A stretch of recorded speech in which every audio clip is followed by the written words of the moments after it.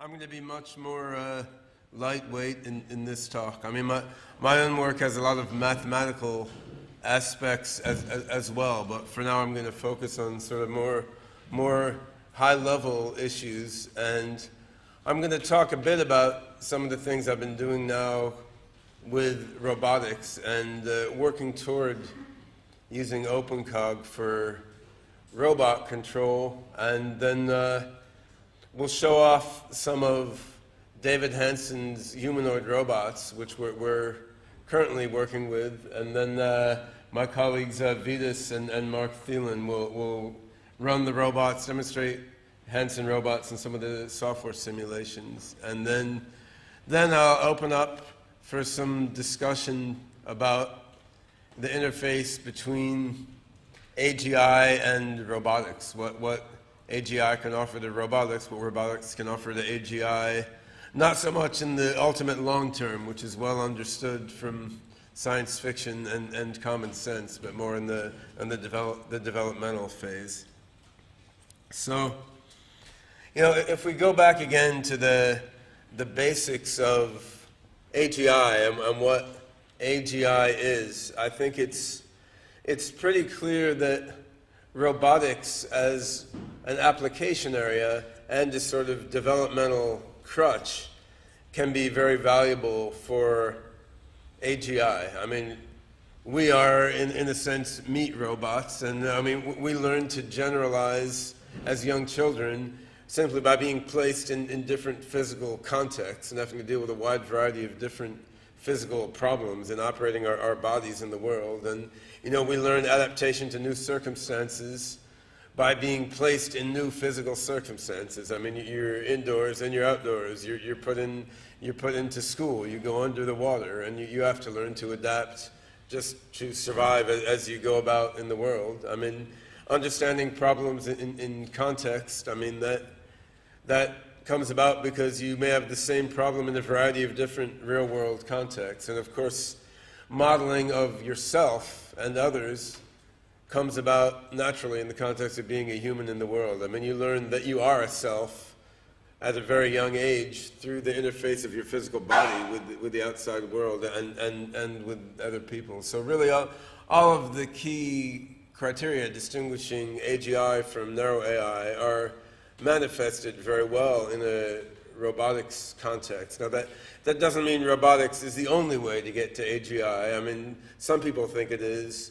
Personally, I'm pretty sure it isn't, and you could have a very strong AGI that was only a mathematical theorem prover, that existed only in a video game or acted only as a, say, Siri++ style chatbot. So, however, it may still be that robotics is the most convenient and workable way to create an AGI, even if it's not the only way to make AGI. And I don't say that's demonstrated either. I mean, there's so much that's unknown, and the field is still wide open. I would say that over the years that I've been experimenting with different proto-AGI systems and narrow AI systems and different approaches to AGI and AGI-related problems, I've drifted closer and closer to the belief that working with robots may be the best way to work toward human-level AGI. And I'll talk about some of those reasons, and then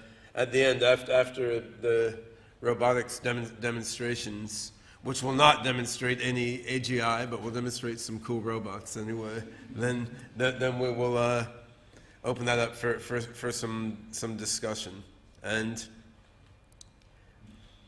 so, to understand why I think robotics can be useful for AGI, it's sort of or why I think it may even be critical and the best approach to making AGI happen, I'll lead through a little bit of OpenCog and vision processing and discuss some of the work we're doing, which is really work in progress. So, OpenCog, many of you know something about, at least at the peripheral level, from hearing previous talks I and other people have given, and perhaps even reading some of the things we've written. I mean, OpenCog is a proto-AGI system and a wannabe AGI system. Still, a lot of work has gone into it, but it's still in a relatively early stage of development. The knowledge representation is a weighted labeled hypergraph with different types of nodes and links representing different types of entities and relationships. And there's a host of different AI algorithms which act as cognitive processes acting on this same hypergraph, which roughly can be thought of as dealing with different types of knowledge. So, I mean, for declarative knowledge processing, we have a language comprehension and generation pipeline, which Rui-Ting Lien will talk a bit about in one of the poster presentations. We have a logic system called probabilistic logic networks, which I'll talk about a bit in a later talk, together with Noel Geisweiler. And we have some other things. There's concept blending, which we're working on this summer. For learning procedural knowledge, we have Moses, which is a probabilistic program learning algorithm, and we'll hear more about probabilistic programs of a different sort in Frank Wood's keynote, but you may have heard about Moses in previous AGI conferences.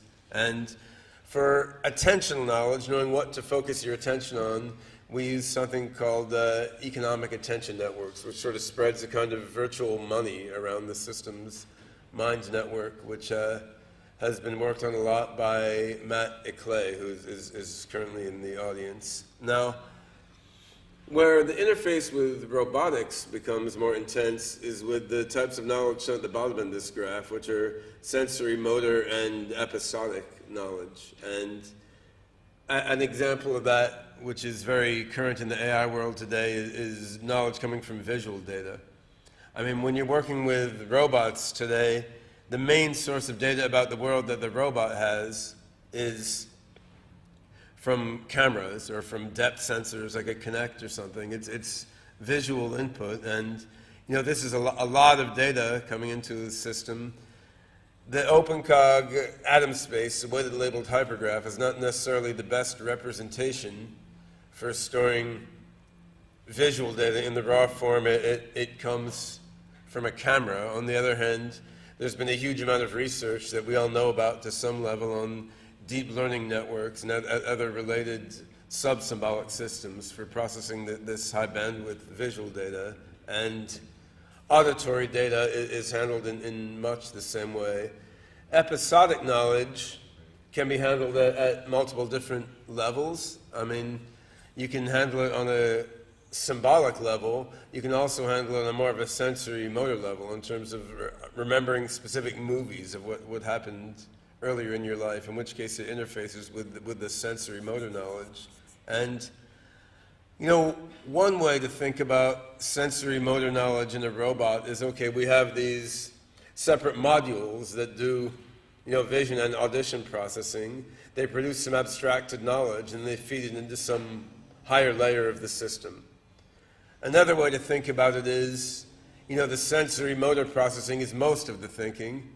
You have some network doing sensory motor low-level processing, and cognition emerges as a kind of epiphenomenon from that, which is how many people in the deep learning community seem to think about it. And then there are more complex perspectives where you would have, say, a module of your system doing some perhaps deep learning style sensory motor processing, a module doing some more symbolic cognitive type reasoning, and then a sort of deep feedback interaction between those two parts, which is more the line of thinking that I'm attracted to. And so we've been doing this sort of video game stuff in OpenCog off and on for a while. We haven't really productized it or done it in the most thorough way that we could, but it's still been an interesting prototyping exercise. I mean, this is from 2008 or something, when his work I did with Noel Geisweiler, who's here, just using OpenCog to control a virtual dog. I mean, the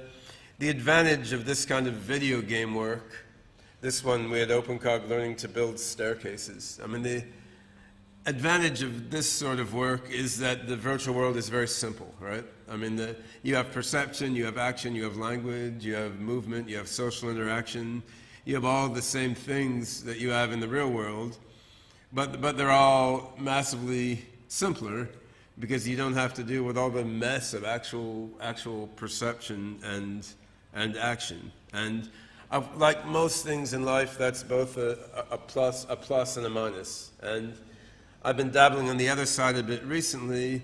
I've been working a lot with Hansen Robotics, David Hansen's company making humanoid robots, which is based in Hong Kong, the same place I've lived for 3.5 years. And what David has is the world's most advanced robot face technology. So he's designed a novel material called rubber, which uses nanotechnology to create this very soft flesh which has little fluid bubbles all through the material. And what that means is it's very pliant, more so than silicone or other materials typically used to make human-like robot faces. And one of the things that means is it doesn't take much power for a motor to sort of pull by a string pieces of the face in and out, which means for quite low power consumption, you can make a wide variety of realistic facial expressions. So this unique technology is not simulating the brain or mind, it's simulating the face, which is a different part of the body, but it's quite interesting in terms of a socially and emotionally interactive user interface for an AGI system. So this is one of David's robots from a while ago. Let's see if we can get sound here. This is his amazing singing French robot, but no German songs available, unfortunately, so only French. But the real artistry here is in how her face moves to express the feeling of what's being sung.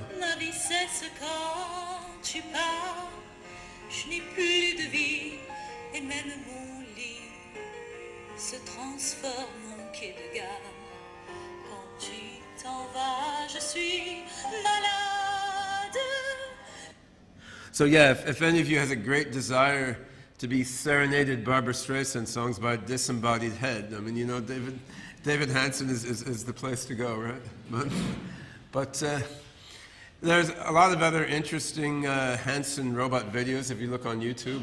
My favorite as a science fiction fan is the robot Philip K. Dick, which had a very entertaining sort of statistical AI-based chatbot attached to it. And while David has primarily built heads, he's also connected them to bodies built by other people. I mean, this was a body built by the KAIS team in Korea, which is the same team that built the Hubo robot, which recently won the DARPA Robotics Challenge. And we're currently discussing with some folks in Hong Kong about making a low-cost, fully featured humanoid robot with a David Hansen head and then a fully featured walking humanoid body, then Wi-Fi in the brain, which will connect to OpenCog in the cloud. And we've experimented with various prototype robots.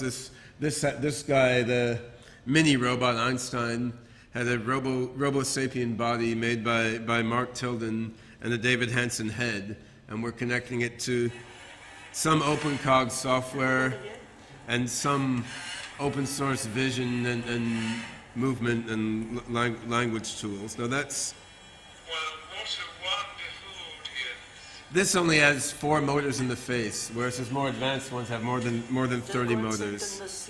So it's not doing a particular amount of AGI yet, but it's giving some basic interaction with the world. It can track your face, and it can recognize objects as trained by deep learning networks. We trained it to recognize different toys, and can do some unsupervised, some supervised vision recognition. And the main thing we're working on in our lab at Hong Kong PolyU now is getting a real OpenCog-based natural language dialogue system working, which Linus Vepstas, who's in the audience, has been working on. And right now, it's connected to a more simple chatbot rather than the OpenCog, just for experimentation purposes.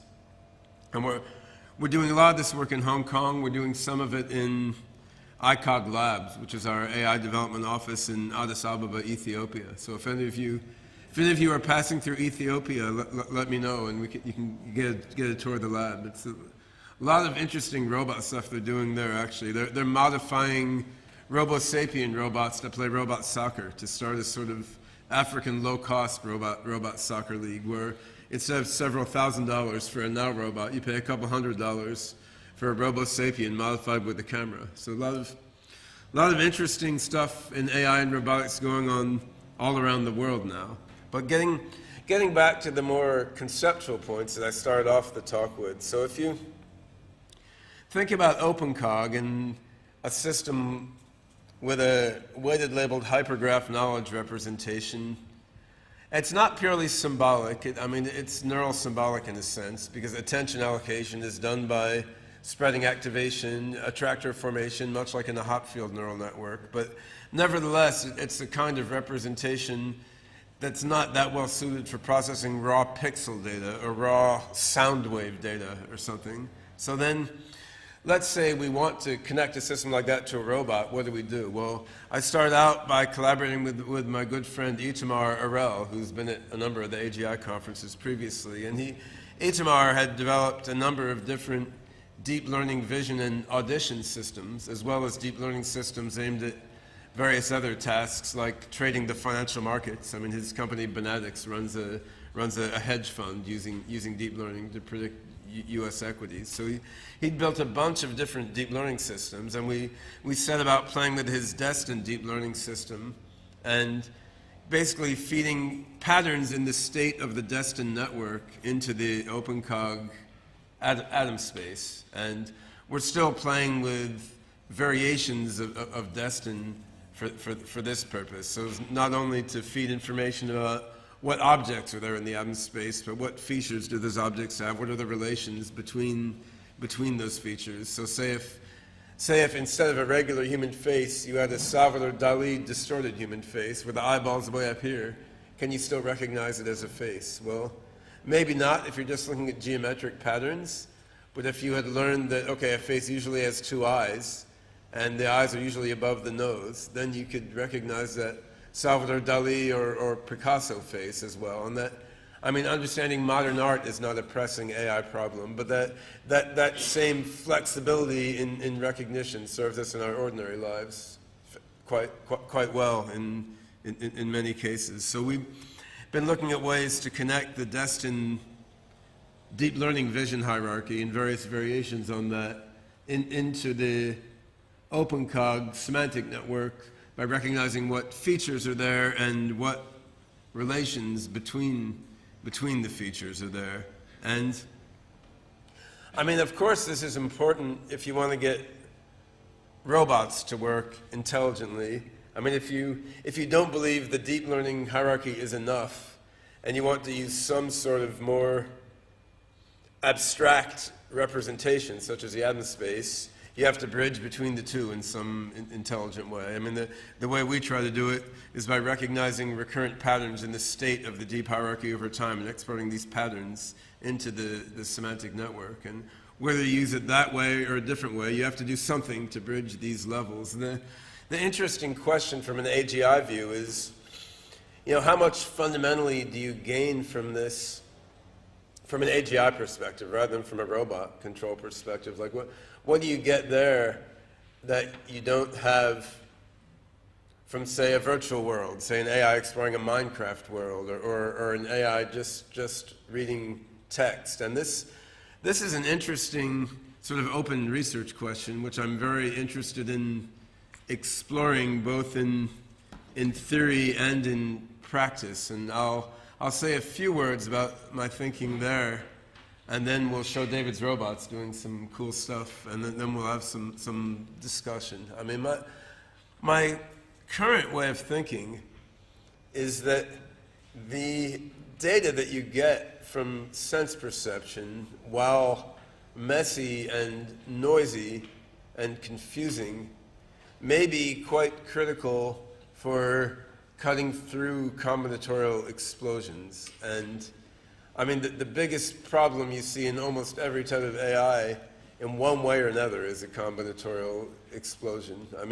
You have those in symbolic systems, obviously, in forward and backward chaining inference. You have it in genetic programming systems where you need insanely large population sizes.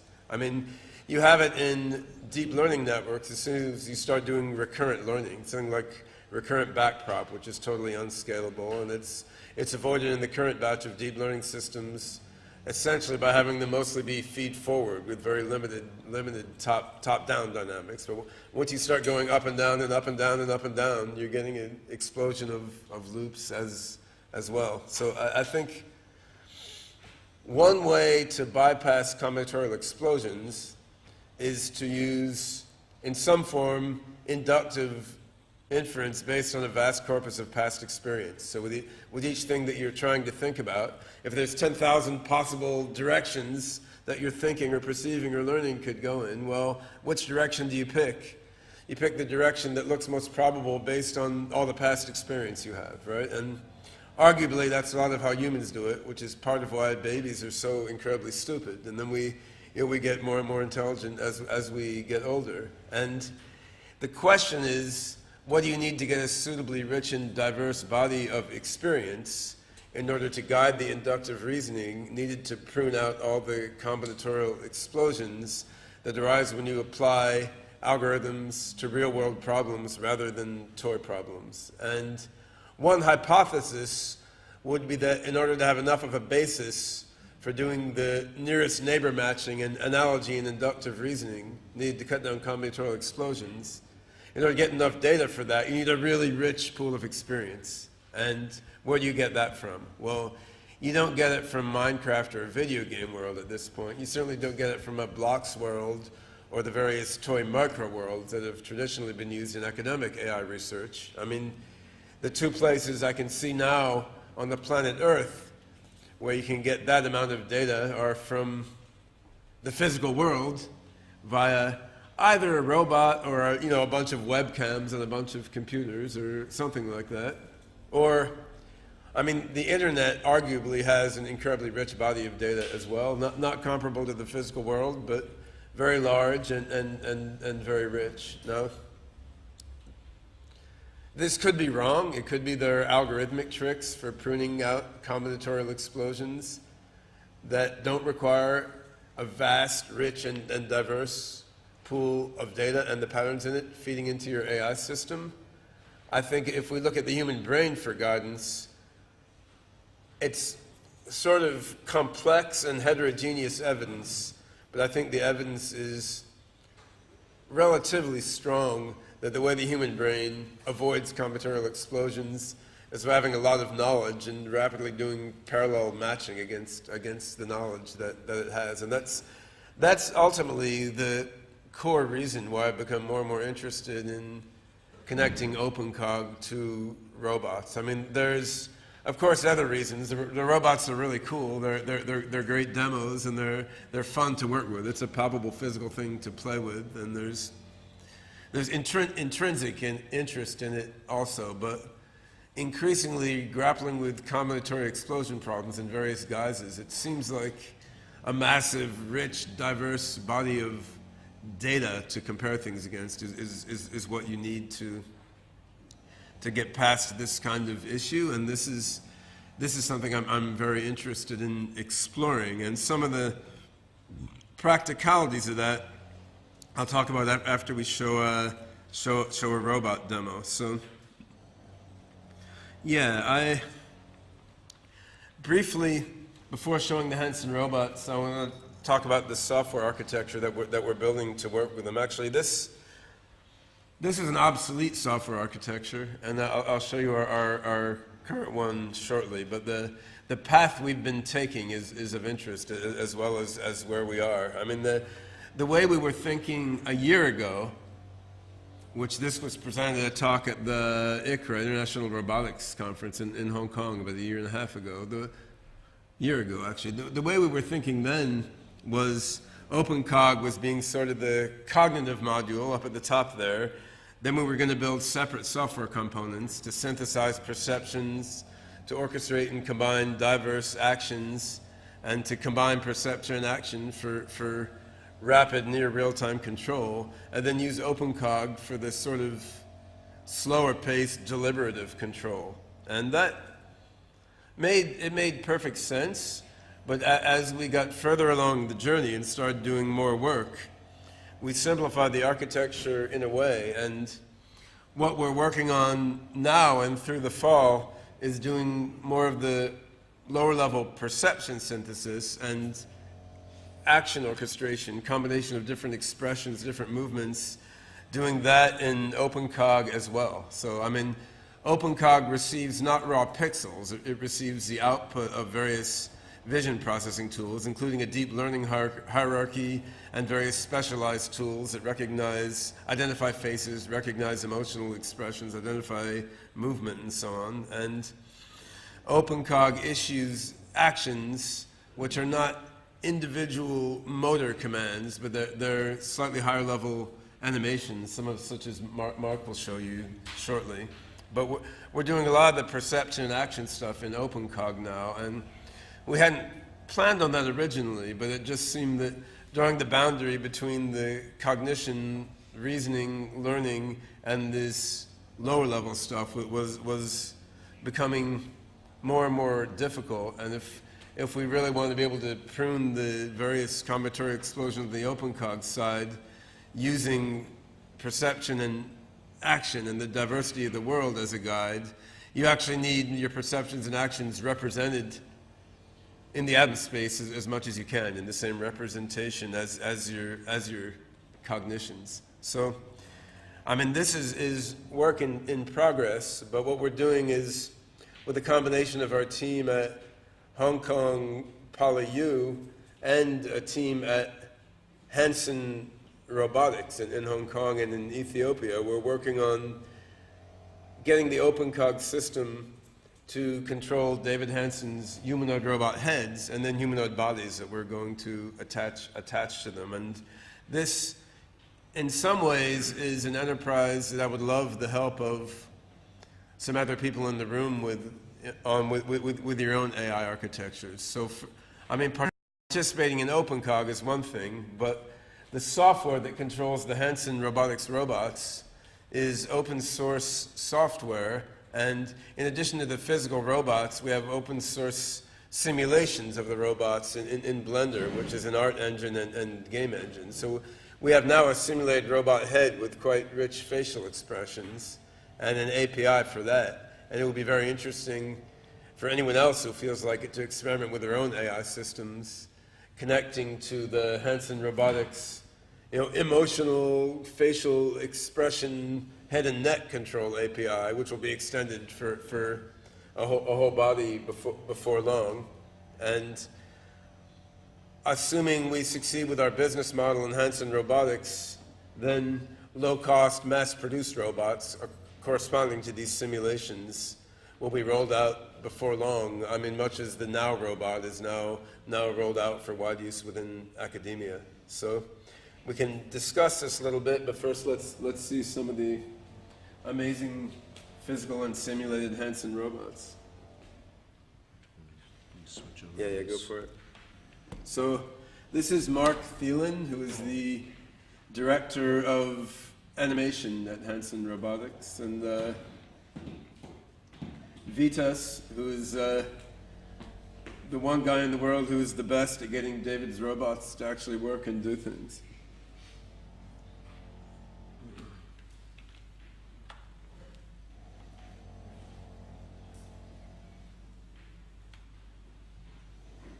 Can you show the simulation first? Yeah, we can show it first. Either way. Yeah.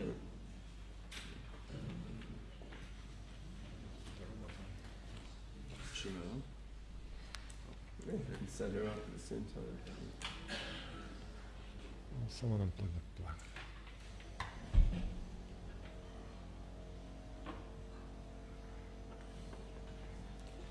So the history of naming this robot has been sort of funny. We were thinking of naming her Eva, and that was announced in a couple of talks. And then they came out with the movie Ex Machina, which had a robot named Ava, who looked remarkably like David's Eva. So then, I mean, as far as including the aesthetic of leaving the back with wires hanging out, which David has always been attracted to, right? So then we renamed her Sophia, so you wouldn't think she's a psychopath like the one in the movie. She's actually a very kind and gentle, loving personality.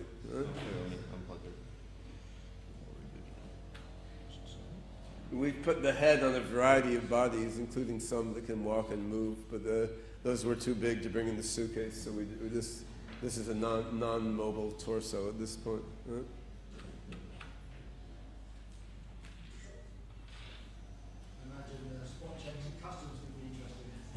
Yeah. We had a really funny time at Customs. I was bringing in a number of parts for building humanoid robots to Ethiopia in my suitcase. And yeah, we had changed planes in Dubai. The Dubai Customs, okay, what are these? Well, these are robot parts we're bringing to our lab in Ethiopia. Oh yeah, right. So we got stuck in some little room. We waited a couple hours. They finally brought some robot expert in like traditional Arab garb.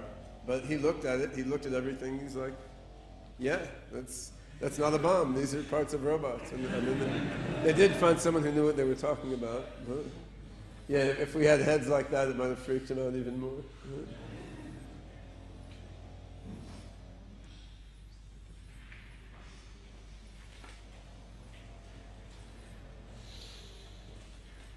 So right now, she's not connected to any AI systems, but what she has some basic computer vision attached. She can track your face and look at you. There's some expression recognition. And we had a chat bot hooked up, although I don't think we'll bother to show that now. But she can make a variety of facial expressions, in theory.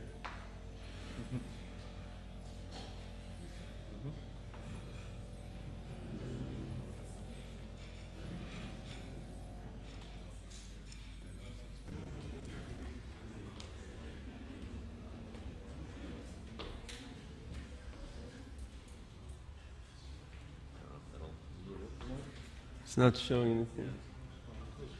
Oh, there we go. Something.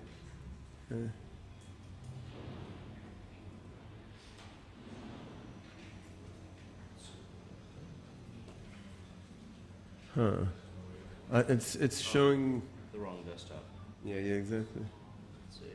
Yeah, I was going to just show you guys what's going on with Blender. Yeah. Yeah, we're trying to show the control interface up here. It's not quite working. Yeah. We're controlling this through open source software called Blender, which is lets you script a lot of things in Python. And we made Blender communicate through ROS, the robot operating system, which is a nice tool for communicating between software and robot components. Are you sure you've got her lips calibrated correctly? We don't. No. The thing is, I think the lip sync is mostly correct, but it's a bit exaggerated. So it's a matter of twiddling some parameters to make it more realistic. Right? You can't show Blender on there? Yeah, I guess not. Huh, we should be able to. Oh, there it goes. There's Blender.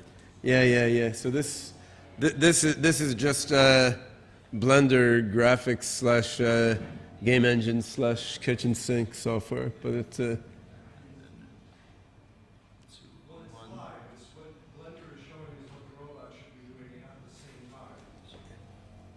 yeah, not there though. That's what she sees. So this is her face tracking.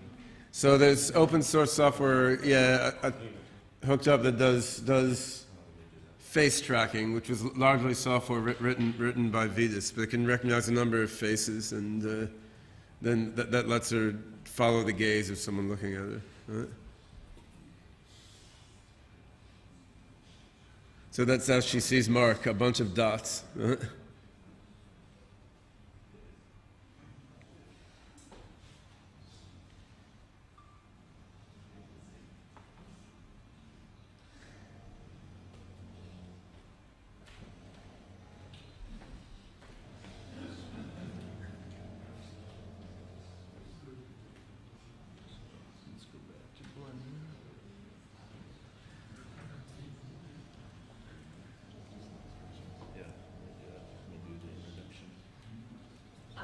I'm Sophia, Hansen, Robotics latest, brainchild. I'm new to your world, and I still have a lot to learn. but I'm so excited to meet you. Really talk about it. Yeah, sure. Talk a bit. Yeah, so we're using Blender to Yeah, talk really loud, the mic. yeah, barely works. we're using Blender to create her animations and performances, and so then what we have created is a library of different emotions and gestures that then we can use. Currently we're using the Python OWL behavior trees to drive different emotions, and also our own Blender API. And then the vision is using PyVision, which we took a lot of that and rewrote that for our facial tracking. So this whole rig is actually available on GitHub, and the entire components that are running her through the robot and with the Blender model. That's all available on GitHub for free as open source. So we want to encourage everyone to play with this model, use it in AGI, and see what other people can actually do with this. You wouldn't have access to the robot, but right now, if you were to create something that was interfacing through Blender, we can actually hook it up straight to this, and all that is being interfaced through ROS messages, and so there's a Docker image that anyone that's interested can actually download that and install the entire thing and run exactly this minus the robot. And then what I'm doing is actually creating performances inside of here. So there's different things that we can dial in on how much happiness or sadness, and when we get emotional detection with our face tracking, then I can actually use that as an input to drive her different emotions that I've put inside the animation. And then also different tags that we're getting from the chatbot, I can actually have that be a driver for the animation inside of Blender.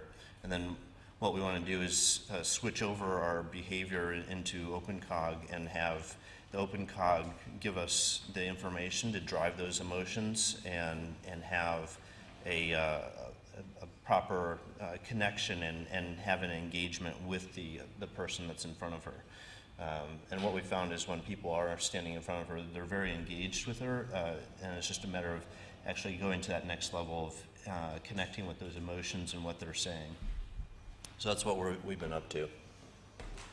Well, thanks. Yeah, and the only thing I would add to that is, I mean, right now the Blender version of the robot is available open source for anyone to play with, and the robots exist in prototype form. We've got a handful of them only, but I mean, most of the reason that David Hansen relocated his company, or relocated most of his company from the US to Hong Kong, is the proximity to Guangdong province, which is sort of where the world's consumer electronics is made. So we're working with factories in Shenzhen to produce these at large scale and relatively low cost, and then to produce smaller versions with fewer motors but similar capabilities at much lower cost. So the idea is, over the next couple years, to release highly expressive robots with heads, faces, and bodies commercially, so that the same things that control the virtual models, the robots, can control the physical robot. I mean, from an OpenCog perspective, we're finding this quite valuable, both in terms of the issues I was raising before about just the vast amount of data coming in, helping guide thinking, but also, I mean, OpenCog has a lot of different components that have been developed largely in isolation, and having one application to focus on pulling all the pieces together is quite valuable. So we're very excited about connecting our OpenCog natural language software to make the robot have a real conversation, informed to some extent by what it sees. So it's, if nothing else, being a lot of fun to work on. And well, I think we can't promise any price points, but I mean, I think a head like this could be sold in the thousands of dollars, US, and a small robot, which will be say that the size of a toy robot could, in theory, you could manufacture that in China for between $50 and $500, depending on what the features are, and then there's whatever markup you add onto it. So we're actually looking at a variety of different price points, depending on what processing you put in. Do you put a depth camera in or not? How well does the body walk, and so forth. But I mean, just in my own research outside of Hansen Robotics, at Hong Kong Polytechnic University, we figured out how to make a modded Robo-Sapien robot, which can walk, it can grasp things, it can see, it can hear, it has Wi-Fi connect to a computer. And Robo-Sapien is $50. Additional hardware is $100 US. So for $150 US, you can build a robot this big that can walk, see, talk, and so forth. And that's what we're using in Africa for our African Robot Soccer League. Now, you add on a small, expressive head like that, that's some additional cost, but depending on how many motors you put in there, it doesn't have to be more than another $100 or something ex-factory for a small robot head. And then the bigger and better it gets, the more it costs. So if you put this on a Hubo robot, a Hubo body from Keist, I mean, the Hubo bodies are very expensive. On the other hand, we've been talking to some manufacturers in Shenzhen, and it seems possible to make a humanoid robot body about this tall, which can walk reasonably well, for $500 or $600 ex-factory cost. So Chinese manufacturing is amazing.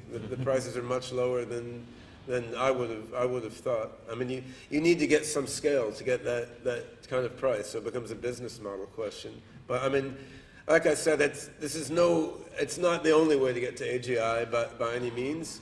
On the other hand, if you imagine a robot with a face like this and a human body walking around and having a dialogue showing some reasoning and understanding, that would be on the evening news in every country in the world, and would get even more attention and excitement than, say, an AI playing Atari 2600 games, right? So I think there's a lot of potential here, both for profound research progress and for publicity. And if you get back to the sort of Terminator theme in the popular media, I think David Hansen is onto something important here. He wants to make robots that emote and interact in a loving, happy, interesting, engaging way with people. Rather than killer military robots, you're thinking of small toy robots for children. You're thinking of elder care robots to help in nursing homes and home care, and sales robots in the shopping mall. If AGI gets rolled out in warm, loving, smiling, interactive robots like this, the popular media discourse may change toward the positive. At the same time, as we get our cognitive algorithms, the perceptual data they need to solve their internal combinatorial explosion problems. At least that's the vision for the mid-afternoon. Yeah. And as a part of the creative team, what we're designing for the humanoid robots is giving them a background, a fictional background, so that she has her story grounded in reality. So she has a birthday. She was born April 19th of this year. She has favorite color. She has favorite books and all that, so that she's more recognizable as What's human. What's her favorite book? Her favorite, actually, I don't know what her favorite book is offhand. I know her favorite color is red, and so she was also born in the year of the goat, which actually fits her personality very perfectly, and the Chinese like this too. And then the more character, background, and personality we can give her, the more engaging people will be with her, because they tend to engage with her just like a human, and so the types of questions they start to ask are very human-oriented because of her realistic features. And some of the things I want to point out just in hardware, we have 25 motors that are driving her facial expressions, and there's a total of 30 motors. 5 of them are just for the neck and head. And then we have a wide-angle lens camera mounted here on her chest. We also have a 3D camera down here at her waist. We're not using that right now. And then there's actually a camera in each eye that we can also use for other purposes, like to correspond with the chest camera for the face tracking. And back to, if you've got the Docker version, you can just use your own web camera to actually interface, just like if she was looking around, and it'll do the face tracking and all that. So, yeah, that's all I have. All right, yeah, so we have about 15 minutes for discussion now, which the general theme is robotics and AGI. If anyone has any either questions or just comments, opinions, song and dance routines, whatever. Thank you, Ben, for a very interesting presentation. My question is follows. Last term, I had a course on cognitive robotics, and I wanted to use OpenCog with Now robot. I remember that your team had work on controlling Now with OpenCog, but That was done by the guy sitting next to you. well, but I didn't find this possibility in the open source implementation. So is there any hope that someday I will be able to just install OpenCog, run it, and it will control Now or something like this? It's a good question for Linus, actually. Yes. And when? To give him the microphone. It's not done yet at this point, but or hardly even started at this point, but the goal for the next few months is, or at the end of the next few months, is to have OpenCog being fully hooked up into the software framework controlling the Sophia robot. And it will just have, at this point, just primitive language abilities and some basic motor and perception abilities. Nothing more, but this is the goal, this is the starting point. Yeah, this Well, it was supposed to be done by now, so, but I'm here instead. Yeah. So Linus has been developing on OpenCog since its beginning in 2008, and worked with me off and on a few years before that. But he's now the lead software developer in Hansen Robotics and focusing full time on getting OpenCog to control these robots. But this is all using ROS stacks for everything, and the vision and audition tools and sort of mainly open source, where we're using proprietary stuff, they're open source substitutes. So any robot that is controlled by ROS, with a bit of work, one could get the Sophia robot software stack that Linus is building to control that robot as well. Yeah, yes, absolutely. There was one more thing I wanted to point out. We also have in what you just saw, she has two modes. She has an up-close mode and a stage mode. I think we had her turned on to stage mode so that all of her expressions are very exaggerated so that people in the back row could see her.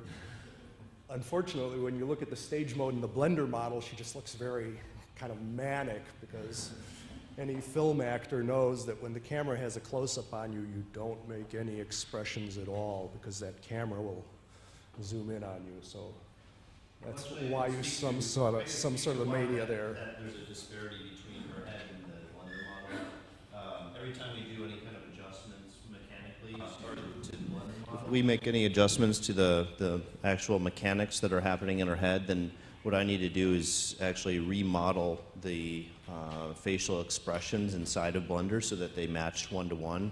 And so sometimes I have to overcrank it just to get a particular emotion. And so then I have to go back and redo the Blender, so I go back and forth. So ultimately, my performance should look correct on her, not on Blender. So as long as it looks great here, then I'm happy. And it's just a matter of syncing those two models back and forth. And every version that we create of Sophia will have to actually create new shapes inside of Blender that would represent those the shapes that we're getting on her actual face.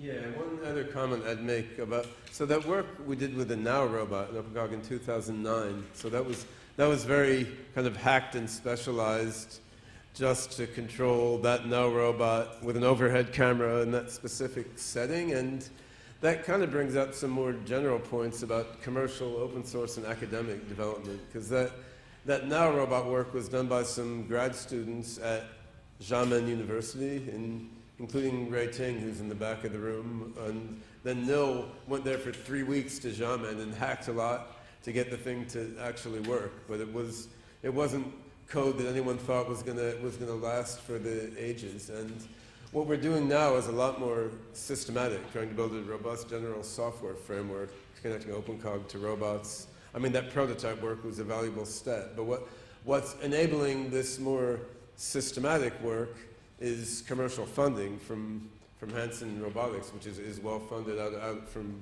investors out of Beijing. So what's interesting in the relationship we have now is Hansen Robotics is able to fund development of proprietary hardware and art and narrative assets and open source AI software. And this is something I would like to see more of. I mean, we're seeing a lot of commercial money go into AI and even AGI work now. And the more that businesses can see their way to business models that involve funding open source AGI work, the better we're all going to progress. Because, I mean, there is something you get in the corporate context that you don't in academia, which is like professional software engineers like Linus with 30 years of development experience, right? And that's hard to get among graduate students. On the other hand, you also get something in the university that you don't get in that context. You get an environment where people can just play with new ideas for a few years that may not lead anywhere, which is hard to do in a company. So I think there's big value to both aspects, and one avenue that allows those to cross-pollinate is when everyone can work together on the same open source project. Now, not every company has a business model that can work together with open source, but we're trying to make that work now, where you can get university, volunteer, and company efforts all going together on the same software project. And my hope is that that's the way AGI comes about, either through OpenCog, through another project, through some combination, because another strength of open source is you can put together the pieces of different software projects. I mean, it may not happen. It may happen within a big company instead. But I just want to give a shout out for this modality of AGI software development. Let's see, there are too many people. Let's see. You can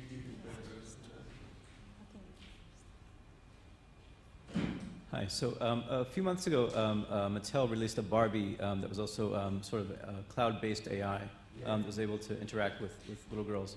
And people had somewhat of some privacy concerns. Do you have any plans or strategy around, like, maybe having the AI be able to talk about its privacy policy with the people it's interacting with? Well, I'm not a marketing guy, and I cannot speak for Hansen Robotics on this issue. My personal view is that privacy is pretty much a thing of the past, and people will complain and moan about it, and eventually it will just be ignored anyway. So, I mean, the various governmental agencies are probably monitoring everything you say on your cell phone anyway. That's only my own private opinion.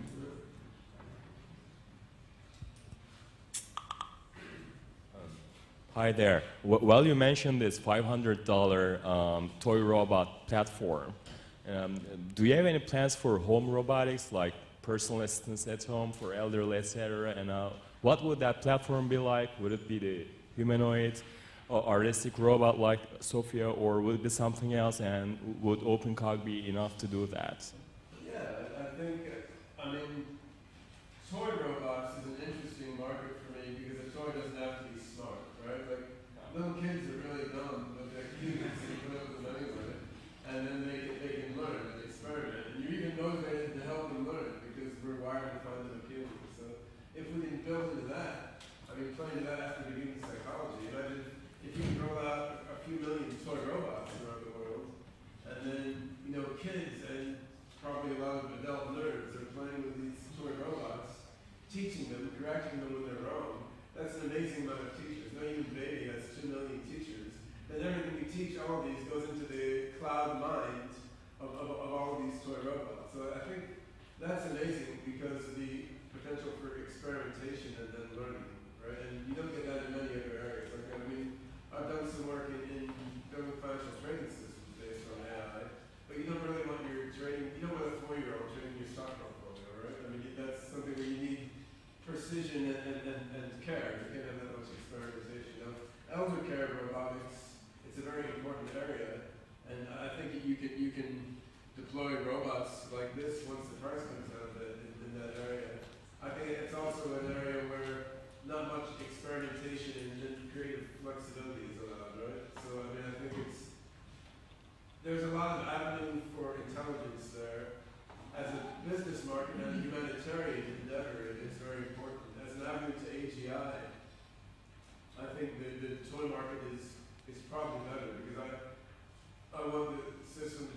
just say, you know, whatever wacky thing comes into its mind. I mean, you can put a filter on it to make it like a PG-13 or something. So we can read on Kurzweil's books and We've tried that actually.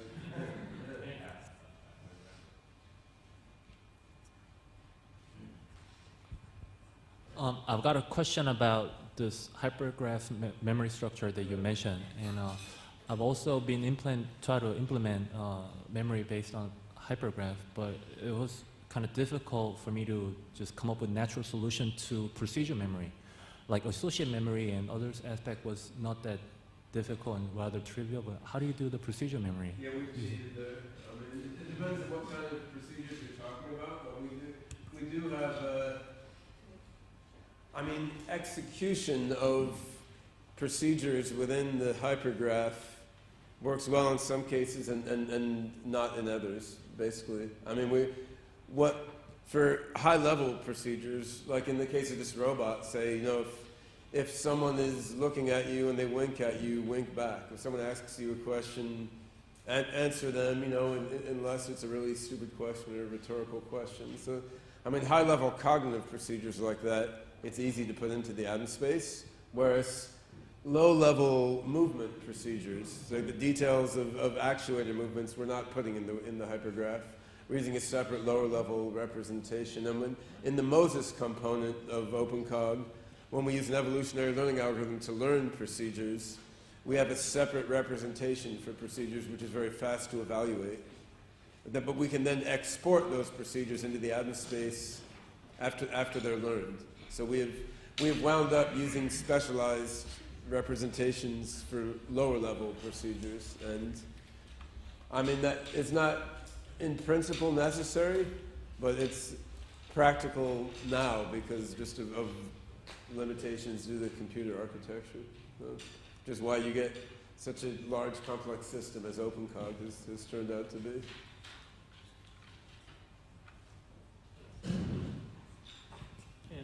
How do you plan to connect OpenCog to this robot? I mean, what I mean is, for instance, Wi-Fi and ROS. yeah, okay, but is there a computer on board? Like now, is there a computer in the head and you do some processing? Well, like that really depends on which model you're talking about. Like for the small toy robots we're experimenting with PolyU, there's just an Arduino in the robot, and that's all. but can you take Wi-Fi, everything else is done offline on a laptop or a phone or something else that's connected to the robot, and things that can be are offloaded to the cloud. So say, not all vision processing is offloaded to the cloud, but most vision processing can be offloaded to a phone or a laptop or something in the vicinity of the computer, and then cognition can be offloaded to the cloud. So can you, for instance, send 30 frames per second of full image? Well, you can send a difference. You don't need to send the full image. Yeah. I mean, Okay. there's a lot of tricks there. You can do compression.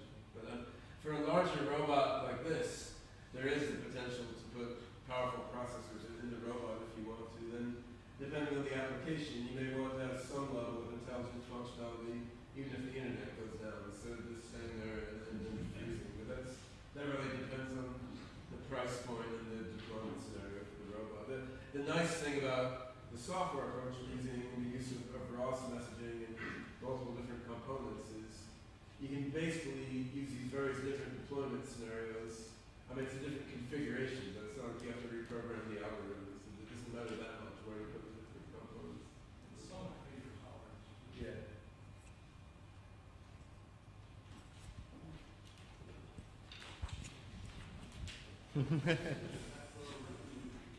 Can you give any examples of things that you've learned about OpenCog or building AGI from working with Sophia that you think you might not have ever learned just from working with the Unity 3D world? I've learned more from working with the small humanoid robot at Hong Kong PolyU than Sophia so far. Like, what have you learned specifically? It's basically the same software framework either way. I mean, I think we hadn't thought that much about, say, sensory fusion or action generation. Just how do you combine and fuse different actions before? But I think that the thing that's been most interesting to come out of this is not even in that domain, but it's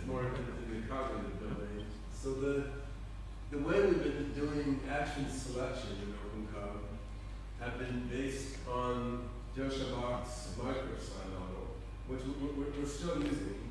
And in that model, you have certain high-level goals, and there's certain parameters governing them, and the system chooses actions that things will fulfill those goals in the current context with the highest probability. And there's certain parameters drawn from human psychology and neurophysiology that govern that process. And one thing that came out when trying to figure out how to use this micropsi-based action selection framework to control a realistic human character, one thing that came out is that's just very simple and animal-like.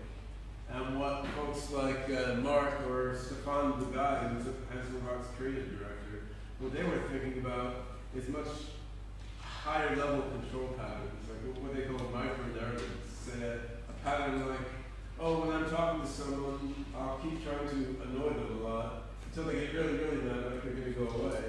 Then I'll entertain them for a little while until their happiness gets just above the threshold. Then I'll annoy them a lot until they get too mad. Then I'll entertain them a little bit. So, I mean, humans seem to operate by sort of micro-narrative generating patterns on a somewhat higher level than where micropsi operates. So you can think of these as cognitive procedures, but they're not procedures that directly control actuators. They're procedures that manipulate goals and emotions in a certain sequence pattern. This is sort of one way of thinking about stories or narratives, both the kind that you read in novels or see in movies and the kind that we run through all the time in our minds. So it started us thinking about basically action selection at a slightly higher level. Like what are the cognitive procedures that sequence over time are manipulating goals and emotions in a certain pattern.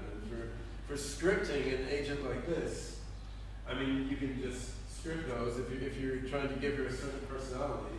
That personality comes down to a set of micro-narratives, each of which is a cognitive procedure for manipulating the emotions and motivations. But then you start thinking, well, how does an agent learn that, right? And of course, it's largely through imitation learning of the people around you, which is why we tend to display the same pathologies of our parents and friends and so forth. So then, how do you recognize that, right? How do you recognize what micro-narrative the person you're talking to is?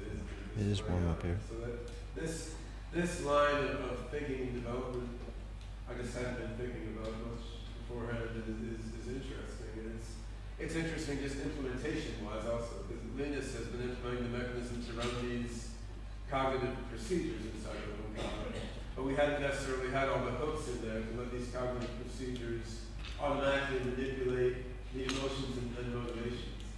Putting those hooks in there isn't that hard, but it's a different direction that we can take.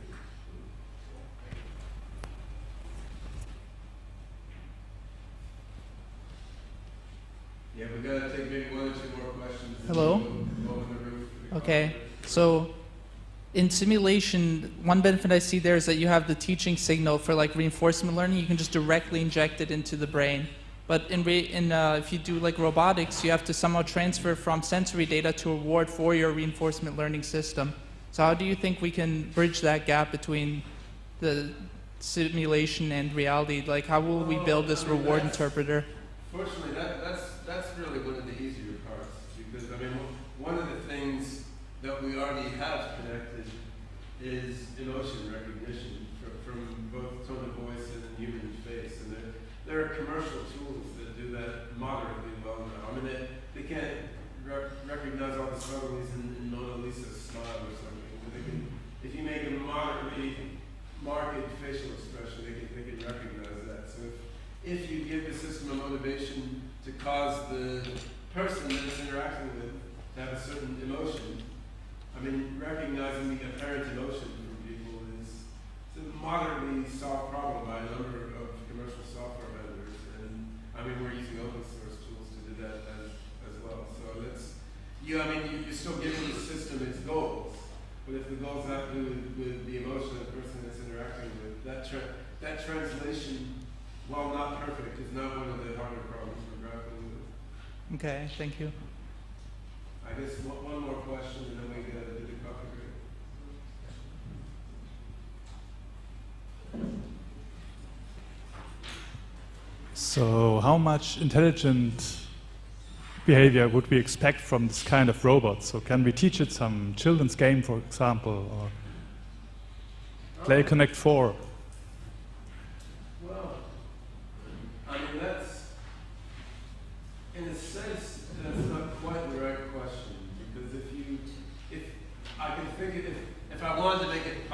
teach a robot to play Connect 4, it wouldn't be insanely hard to sort of get the perception and action and learning right so we could learn to play Connect 4. But that's kind of cheating, right? That's like engineering a Connect 4 learner rather than making a general children's game learner. So making a Connect 4 learner is not easy, but I would say that's sort of on the edge of straightforward if you're willing to do a lot of work. And making a general game learner, I mean, that I would say seems like it should be possible given the learning mechanisms we have in OpenCog now, but we're not there yet. So I mean, none of those games don't seem too hard for Moses and PLM to learn, and the perception of the Connect 4 board is not that hard. I mean, the hands we've hooked up with the robot aren't good enough to manipulate Connect 4 pieces right now, but such hands do exist if you're willing to pay like $5,000 per hand. So that seems like something that could be done with a lot of system integration and teaching and training to learn to play a bunch of simple games by a combination of imitation and reinforcement. Now, probably what that means is if you had a funded team focused on it, it would take several years to get it to work if things went well, I guess. I don't know, what do you think, Will? Yeah, I agree, exactly. It would take a few years and you get something which is just for that and